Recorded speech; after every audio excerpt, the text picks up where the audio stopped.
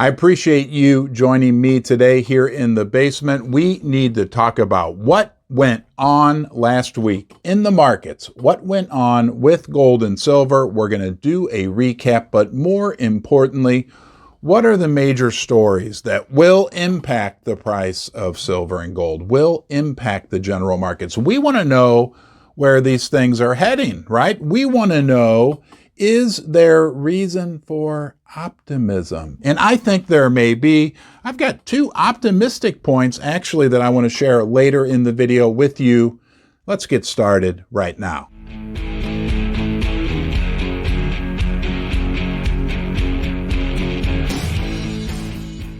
Gold had a rough week, falling almost 3% from $1,718 per ounce all the way down to $1,675 per ounce.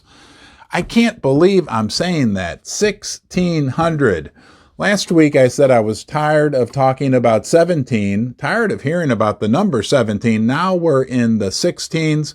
What is going on? We're going to talk about gold in more detail a little later in the video. Now, silver actually had a good week. It went from $18.75 per ounce all the way up to $19.61 per ounce.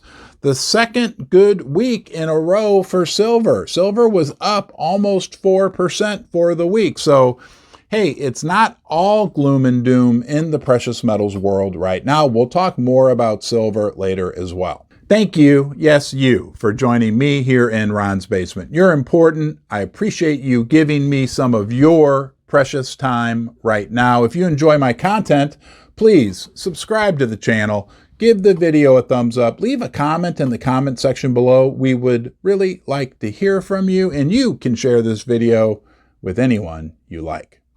And if you're invested in the silver mining stocks, you had a pretty good week. They were generally up. The SIL ETF was up 1% for the week. Not surprising, given the fact that the physical silver price did so well. Now, the junior gold mining companies, that's a different story for us, right?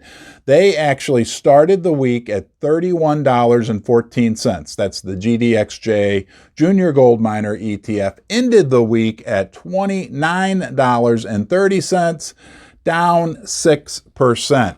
You've got to keep in mind the junior gold miners are continuing to get beat down pretty horrifically. However, just back in April of this year, 5 short months ago, the GDXJ was at 52. Currently, it's less than 30. It would need to go up almost 75, 80% from here just to get back to where it was 5, 6 short months ago. Hey, the value proposition there is astounding. Could it go lower? Absolutely. But there's a lot of runway ahead of it for us if things start to turn around for the price of gold and precious metals in general. Things weren't any better in the general markets. The S&P 500 started the week at 4,067 and ended the week at 3,873, down almost 5%.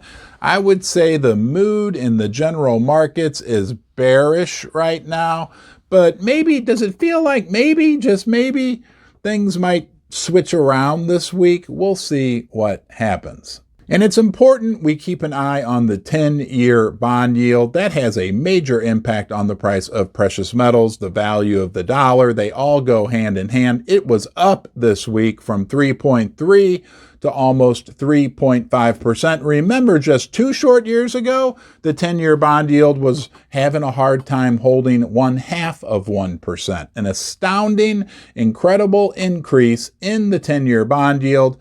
That went along with the dollar that was also up 1% for the week, ending right around 110, the DXY index. Those two things working in conjunction are hammering the price of silver and gold and the other precious metals.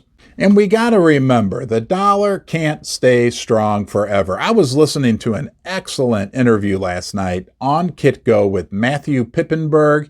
He brought up the point that, like, you know, when it's raining outside, it feels like it's never going to stop raining, but it always does. And the same is true with the strong dollar. It can't stay so strong forever. Let's talk about gold and silver right now. They have both been fighting massive headwinds for the last 6 months, 1 year. A strong dollar, a hawkish Fed, an aggressive Fed, raising interest rates.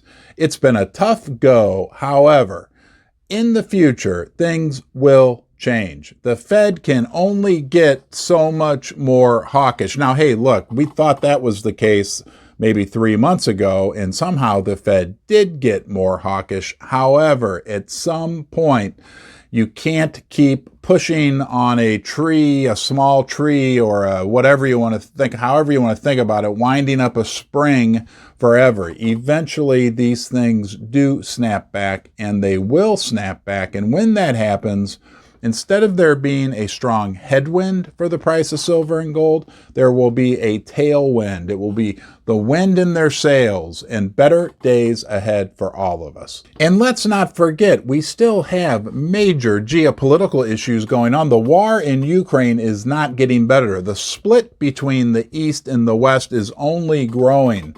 The Eastern countries want an alternative to the dollar, and they want a new market for gold and silver. And we have to talk about the general economy, right? I know we live in the general economy, but let's just talk about a few of the highlights that came out this week. And trust me, these are only the highlights. You already knew that, but real estate is correcting significantly. We had the chief economist from Redfin come out and say this is the worst correction since the great financial crisis. Employment numbers are steady, but don't forget, employment is a huge lagging indicator. That means weakness in the economy isn't reflected in employment numbers till 3 to 6 months later. That would be around Christmas for those of you who are challenged with a calendar. Now, FedEx, they put out horrible results. You've probably heard about that ad nauseum, but like Deutsche Bank said, they're the worst results they've ever seen from a company in 20 years. And if you live in Los Angeles, you may have noticed that imports at the port of Los Angeles decreased by 17% during the month of August. Also, food banks around the United States are reporting record number of people showing up for free food handouts. The general economy is challenged right now, to put it mildly. Eventually, that will bleed through into the price of silver and gold. Probably the biggest market-moving piece of information that we got this week were the CPI numbers. They came in higher than expected. Obviously, that made interest rates go up, that made the dollar go up, that made gold and silver go down. Next week, we'll get the Fed interest rate decision. That will be interesting and a market-moving event. The market's predicting at least 75 basis points, could be as high as 1 basis point. I'm predicting 75. I'm often wrong. If you have a prediction, leave it in the comment section below. And we do have 3 things to give us reason for optimism. Number 1, we've probably reached or are very close to reaching peak hawkishness from the Federal Reserve, peak aggressive interest rate raising behavior, or at least future expectations have been completely priced in. Secondly, on Friday, the price of gold and silver did very well in the face of a market that had a bit of a meltdown or a bit of a decline. Gold and silver acted inversely. I think that may be people beginning to realize we're heading into stagflation. Finally, we can be optimistic about silver. It had a good week last week and the week prior to that. I think a big part of this is the industrial use and the big factor that silver will play in the greening of the world economy. Hey, we'll see what happens. I appreciate you joining me here in Ron's Basement. You are always welcome. Thank you for being here. Thank you for being you. And until next time, be well.